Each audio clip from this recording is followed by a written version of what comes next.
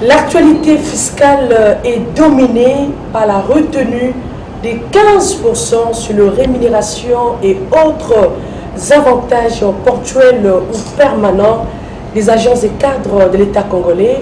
Contrairement à la pratique en vigueur, cette retenue concerne également les primes des institutions, les primes de membres de cabinets politiques afin d'assurer l'équité fiscale.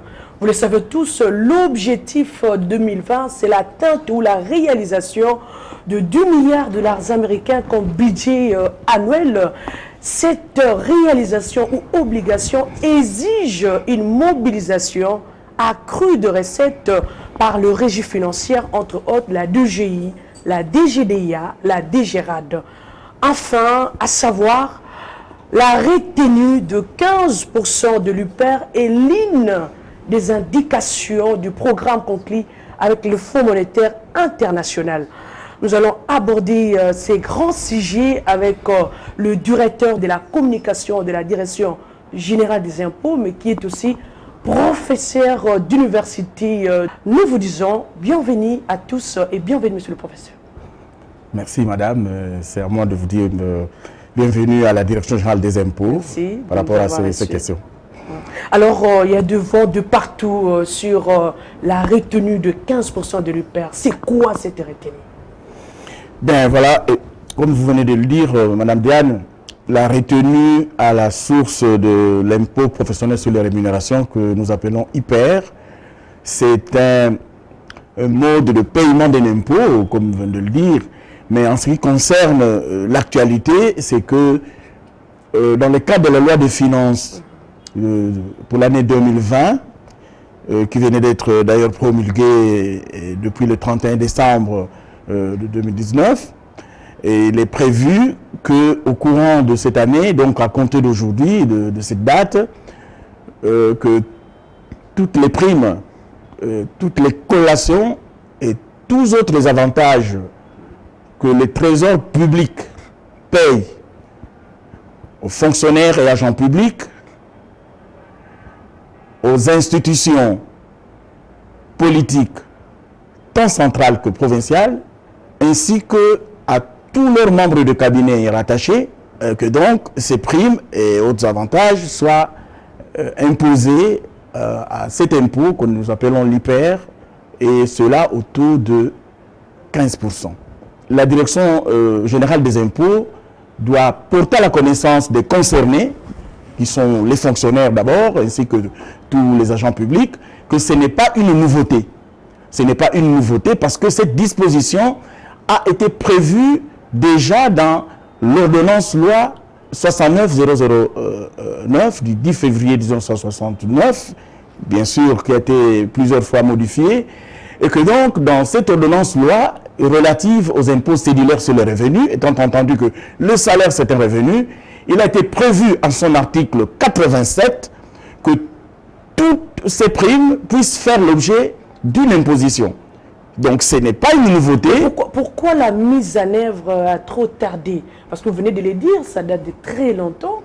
Mais pourquoi vous avez choisi maintenant de la mettre en pratique? Madame Diane, je dis que ce n'est pas tardif comme mise en pratique. Peut-être en ce qui concerne les institutions publiques, les fonctionnaires et autres agents publics. Mais je dois dire que cette disposition s'applique déjà pour ce qui est du secteur privé. Tout le secteur privé retient déjà à la source de cet impôt à chaque occasion qu'il y a des rétributions en termes de primes. Et je prendrai l'exemple de nos journaliers qui, tous les jours, sollicitent de petits boulots, comme on peut le dire, au niveau de notre quartier industriel de Kingabwa. Vous le voyez, ils sont là devant des entreprises en train d'attendre de faire une petite manutention, un petit service. Et que donc, ça, nous appelons ça là, des primes occasionnelles assujetties à ces dispositions légales. Donc, les secteurs privés, par rapport, par exemple, aux journaliers de Kingabwa, lorsqu'on leur paye leur rétribution journalière ou mensuelle, je ne sais pas la manière dont ils sont rétribués, eh bien, il y a 15% qui sont automatiquement retenus à la source en vertu de cette disposition de l'article 87. Alors, donc, dans le privé, on le fait. C'est seulement au niveau du public que nous voulons étendre la mesure, étant entendu que le public retenait déjà l'hyper sur les rémunérations, mais c'est des hyper sur les primes occasionnelles comme permanentes qui n'étaient pas jusque-là retenues. Donc le secteur privé retient déjà cet hyper depuis 1969, mais c'est seulement dans les secteurs publics que nous nous sommes dit, par rapport aux assignations budgétaires qui nous sont fixées, c'est autour de 4 milliards de dollars par rapport... Le compte de la DGI. Pour la DGI seulement, nous sommes autour de 4 milliards. En termes de CDF, c'est autour de 6 266 000 milliards de CDF. Dans les 10,9 milliards de dollars que nous attendons dans le budget 2020, la DGI, elle seule, doit fournir autour de 4 milliards. Donc, il fallait pour nous, DGI, de lire à fond la loi fiscale pour aller grappiller, pour aller rechercher toute cette assiette qui jusque-là n'était pas imposée, et notamment les primes que nous versons aux fonctionnaires, aux agents publics, aux institutions politiques, tant nationales que provinciales, j'insiste bien provinciales également, ainsi que les cabinets politiques qui y sont rattachés. Pour finir, pourquoi maintenant la retenue? Parce que ça semble un peu flou. Avant, ça n'existait pas. Maintenant, ça existe. Les différentes raisons de cette retenue de 15% de l'hyper. Nous avons eu à le dire, madame.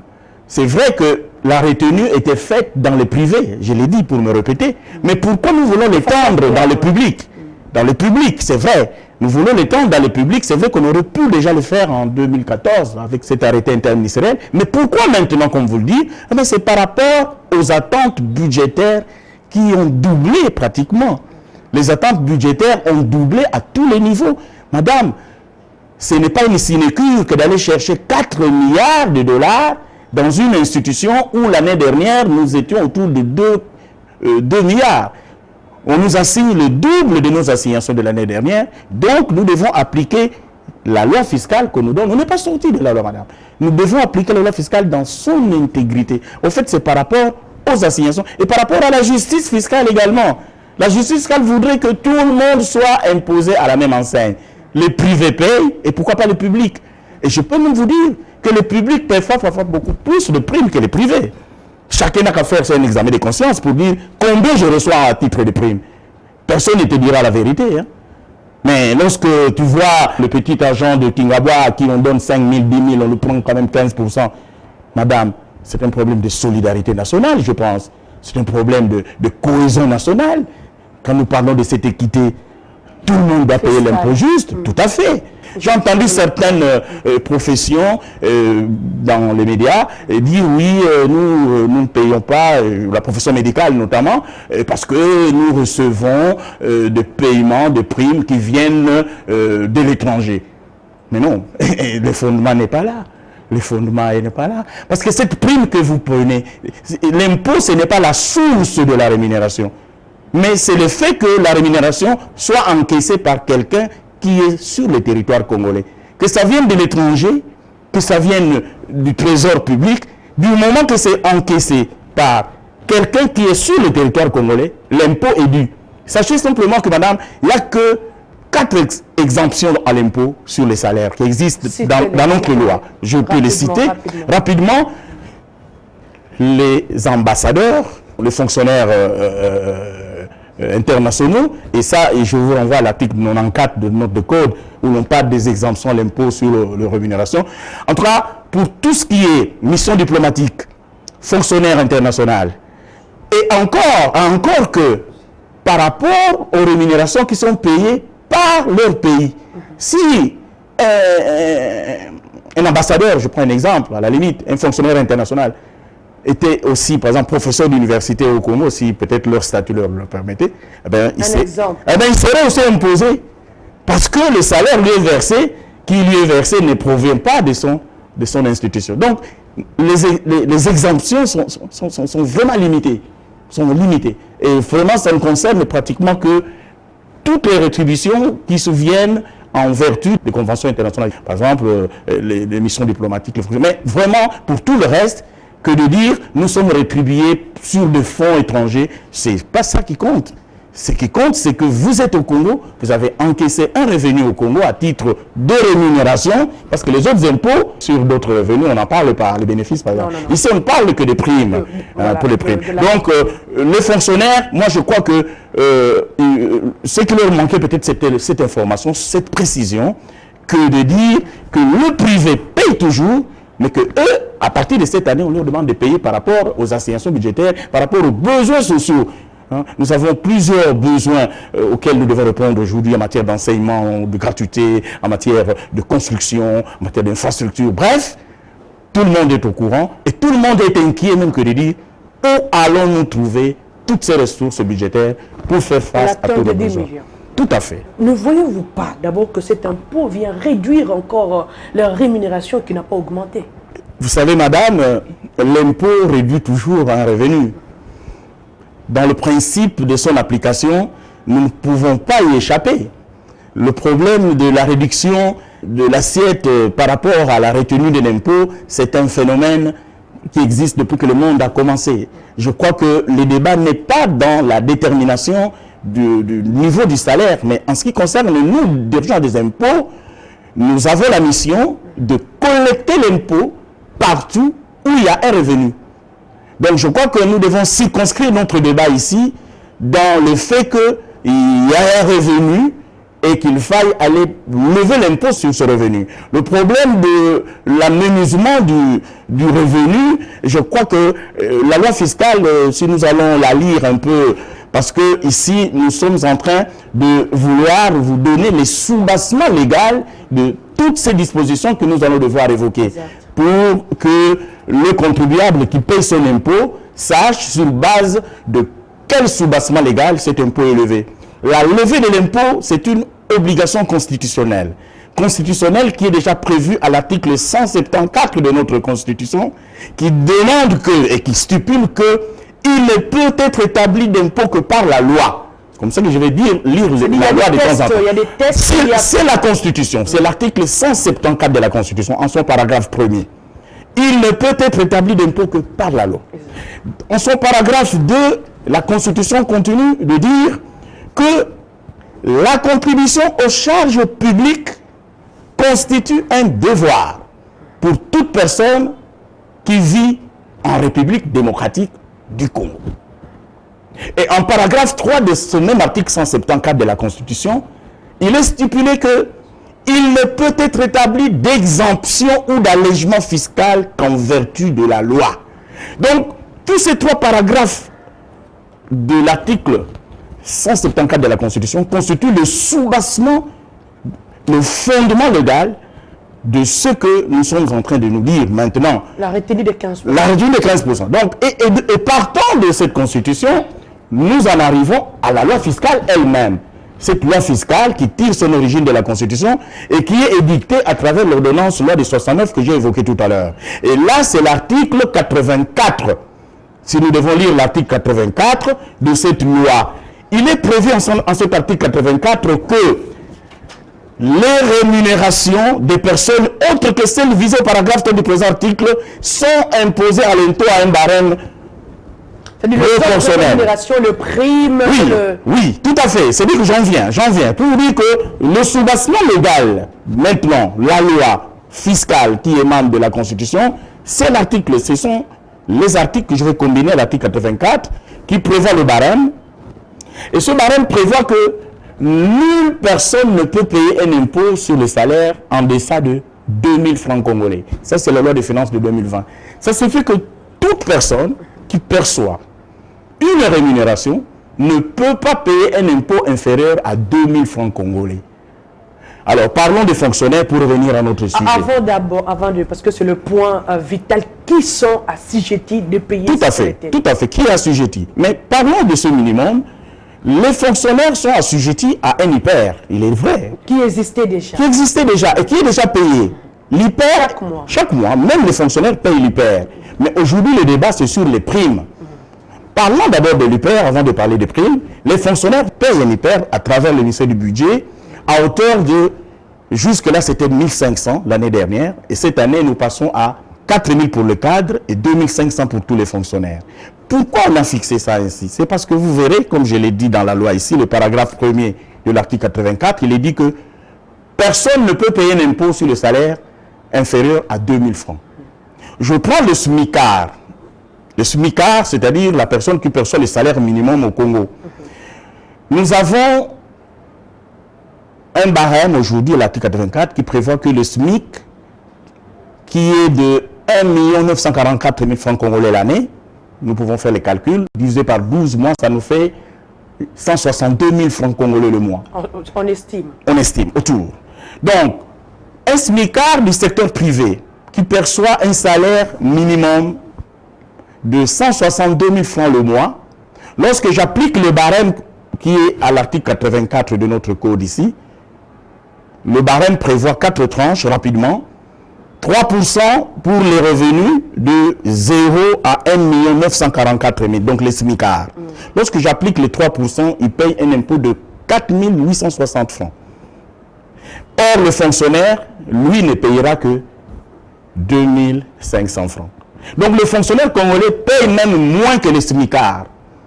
Et le cadre qui va payer 4 000, il paye même moins que les SMICAR. Parce que le SMICAR, il va payer 3% de 162 000 francs congolais.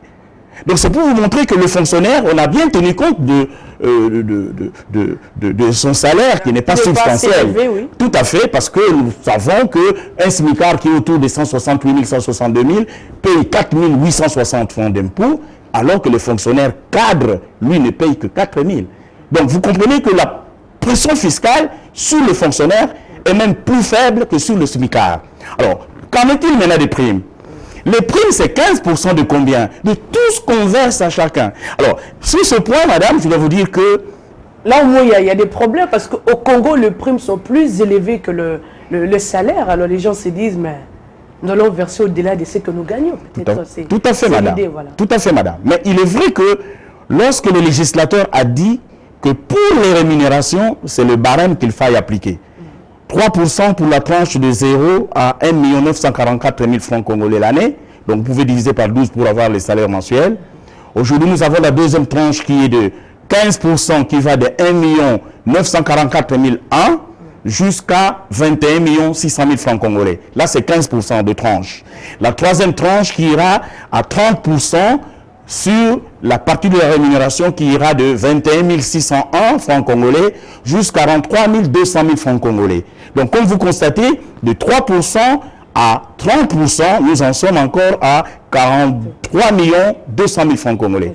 Et maintenant, la dernière tranche, c'est la tranche de tout ce qui dépasse 43 200 000 francs congolais, c'est-à-dire imposé à 40%. Donc, le barème tel qu'il a été revu pour la loi des finances 2020 ramène de 10 tranches à 4 tranches, mais en tenant compte de ce que je veux vous dire, de l'aménagement du salaire de chacun. Parce que vous venez de voir que le fonctionnaire aujourd'hui est privilégié par rapport à l'IPER. Mais maintenant, par rapport aux primes, vous le dites, est-ce que tout le monde perçoit la même prime? Non. Les primes sont versées selon les services. Il y a des fonctionnaires qui reçoivent des primes, il y en a qui ne reçoivent pas de primes également. Donc je comprends pourquoi le législateur a allié les primes sur les paiements occasionnels que tout salarié peut savoir. Mais même sur le prime permanent, vous allez quand même retenir le 15%, selon la loi Tout à fait. La prime, qu'elle soit permanente ou occasionnelle, est concernée par la retenue à la source de 15%. Parce que, madame, vous devez savoir que parmi les fonctionnaires, il y en a qui perçoivent plus que les autres. Donc, lorsqu'il y a un mouvement, par exemple, de réclamation sur l'imposition des primes, c'est un peu comme un jeu de dupes. Personne ne dira la vérité à l'autre. Parce que pour les salaires, le barème est connu. Mais pour les primes, madame, personne ne dira jamais à l'autre ce qu'il gagne en prime. Et les primes peuvent être permanentes ou occasionnelles. C'est comme ça que le législateur a dit, pour les primes, nous nous en remettons à 15% de la même manière que nous le faisons dans les secteurs privés. Alors, comment est-ce que cette retenue sera payée? Avec le problème de la digitalisation, la mobilisation, qu'est-ce que vous avez prévu pour le paiement de cette retenue? Alors là, je suis déjà en plein dans la circulaire interministérielle 01 et 05 que les ministres des Finances et celui du Budget ont eu à signer le 7 mai 2014. Eh bien, cette circulaire interministérielle mettait déjà en place le mode de la retenue ainsi que celui du reversement de cette prime. Alors vous allez me dire, mais pourquoi 2014 on n'a jamais appliqué? C'est ce que j'étais en train de dire ici tout à l'heure. Mieux vaut tard que jamais, tant entendu que maintenant nous sommes devant un besoin budgétaire énorme. Comment ça va se faire? Nos primes qui sont versées par le trésor public prennent deux voies. Deux voies par rapport à ce qui était prévu dans cette circulaire. La première voie de versement des primes, eh ben, c'est la chaîne de la dépense. Parce qu'il existe des primes occasionnelles comme des primes permanentes qui passent par la chaîne de la dépense. À ce moment-là, c'est le ministère du Budget qui est constitué redevable et légal. Parce que vous savez, madame, je crois qu'en matière d'impôt, le plus important, c'est de définir qui est redevable et légal. C'est-à-dire auprès de qui l'État, voilà, qui va devoir aller verser l'impôt. C'est ça le plus important. Trafiquer, ne vous en faites pas, on en a vu de partout. J'en viens, madame. Je vous dirai les sanctions qui sont prévues, parce qu'il y a des sanctions. Laissez-moi d'abord vous expliquer le mécanisme qui a été mis en place par cette circulaire interministérielle pour nous permettre de lever cet impôt. Donc, je disais que la première voie, ce sont les primes qui sont connues par la chaîne de la dépense, c'est-à-dire les sous-gestionnaires de crédit dans chaque ministère. À ce moment-là, lorsque il doit lancer une prime dans la chaîne de la dépense, à ce moment-là, la circulaire nous demande, lui, en tant que redevable légal, ministère du Budget, parce que les sous-gestionnaires, c'est le ministère du Budget, eh bien, on leur demande d'établir deux bons d'engagement. Deux bons d'engagement, un qui sera pour la prime nette et l'autre qui sera pour la retenue à la source sur la prime à titre d'IPER. Donc, ces deux bons d'engagement qui partiront du sous-gestionnaire vont remonter la chaîne jusqu'au niveau du directeur du Trésor, qui, en son niveau, devra donc établir 2 ordres de paiement. Aujourd'hui, c'est ce que nous allons attendre à partir de la fin de ce mois. Donc, tous ceux qui sont payés par la chaîne de la dépense, à travers la chaîne de la dépense, qui sachent que la retenue doit être effectuée à ce moment-là par le sous-gestionnaire qui lance dans les circuits. Surtout pour le cabinet politique. Tout celui qui est rétribué par la chaîne de la dépense, de manière indistincte, que ce soit cabinet politique, que ce soit fonctionnaire, que ce soit agent public. Donc tout celui qui sait que ma prime passe par la chaîne de la dépense, ben, il doit savoir qu'il y aura une retenue à la source qui partira déjà du sous-gestionnaire jusqu'au directeur du Trésor qui va devoir récupérer cet IPER, le reverser au compte général du Trésor via le sous-compte de la DGI. De sorte qu'à ce moment-là, on capte automatiquement les 15%. Ça, c'est la première voie. Mais il existe aussi des primes, madame, qui ne passent pas par la chaîne de la dépense. Eh bien, il s'agit par exemple des primes qui sont payées à travers des frais de fonctionnement ou de dotations budgétaires qui sortent du trésor public également, mais qui sont mises à la disposition des gestionnaires, souvent dans les services tant centraux que provinciaux, de ceux qui bénéficient d'une autonomie financière et administrative. Je parle du Parlement. Je parle de certains ministères qui reçoivent des frais de fonctionnement. Et que, donc, si une partie de ces frais de fonctionnement ou une partie de ces dotations budgétaires est réservée à payer des primes, là aussi, ces primes sont concernées. Et à ce moment-là, qui est le redevable légal? Le redevable légal, c'est le responsable du service. Si c'est un ministre, eh ben c'est lui qui est le responsable à travers ses services financiers. Si c'est le Parlement, eh ben c'est le président du Parlement, de l'Assemblée ou du Sénat. Si c'est un service de concentré ou bien, je ne sais pas, un service qui émarge au budget annexe. Mais bref, si vous payez des primes à partir de dotations budgétaires ou de frais de fonctionnement qui ne passent pas par la chaîne de la dépense, vous, le responsable du service concerné, c'est vous le redevable légal. Et comment ça va se faire? Permettez-moi de dire comment ils vont faire. Comment ils vont faire? Parce que là, ils vont payer sur base des états manuels. Lorsque le ministre demande à son DIRCAB d'établir des états de paye, il y a la responsabilité du ministre via son directeur du cabinet qui signe les états. Le directeur du cabinet à ce moment-là va dresser des états de paye en réservant une colonne hyper retenue à la source 15%. Il est responsable, il est tenu pour responsable. Donc au fait, il y a deux niveaux de responsabilité. Pour la chaîne de la dépense, c'est le ministère du budget. Donc madame la directrice de la paye du budget, chaque mois, lorsqu'elle vient payer les hyper sur les salaires déjà qu'elle retient, à partir de ce mois, elle doit ajouter les hyper sur les primes. Ah oui. Et maintenant, en plus d'elle, les responsables de tous les services politiques, administratifs ou autres qui sont rétribués en dehors de la chaîne, ils sont tenus désormais responsables de cette retenue à la source de 15%. Et que donc, les 15 du mois qui suit, ils sont attendus dans les services de la DGI pour venir souscrire une déclaration pour dire voilà ce que j'ai retenu et voici le paiement. Pour madame la DTO, pour ce qui concerne la chaîne de dépenses, elle a déjà fait la retenue.